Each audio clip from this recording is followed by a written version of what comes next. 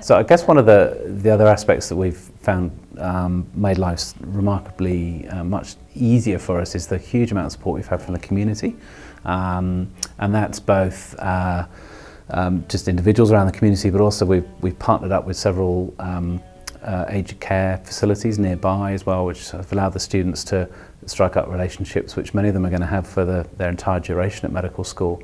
And that's been beneficial, hugely beneficial for the students, but also the feedback from the senior citizens has been great as well. And we had a meeting or a lunch the other week which was really well attended, and to see their relationships growing was very gratifying as well. But as I say, we're also very grateful just for the support from the Faculty of Health Sciences and other schools around, because the students' first year is an intercalated year essentially, learning alongside other students from the faculty as well. So and some aspects of that will continue with some of the simulation training as we move forward over the coming years. So I think in terms of promoting further engagement, one of the big ethos and how we're trying to encourage students to learn here is getting to ask why, and to really and that's the fundamental part of the PBLs, the problem-based learnings, is you give them a clinical scenario, and they won't have all the answers, and they have to ask,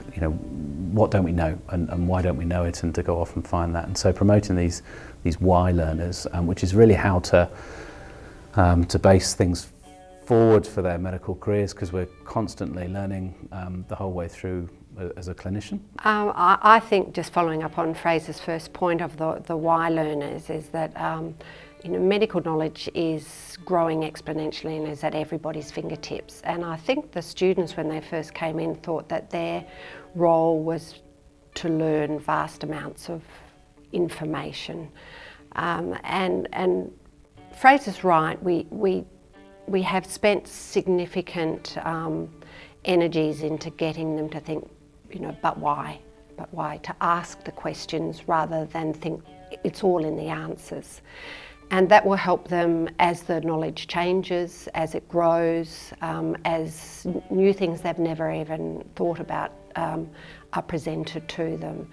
So if we can do that, I think we're doing an extraordinary job with this group of students. I think it's fair to say that we all really love our work here. We're very fortunate to be working in a startup medical program. There's not too many of those in Australia. It gives us scope to try new things, to be innovative, to think about what the students might need in the future. It's much harder to change a program that's been established for some time, and absolutely we have to work within the confines of accreditation and within the university policies. But once those structures are adhered to, we have this wonderful opportunity to try new and exciting and incredibly innovative ways to help the students learn. And the only limitation is ours, is what we perceive. And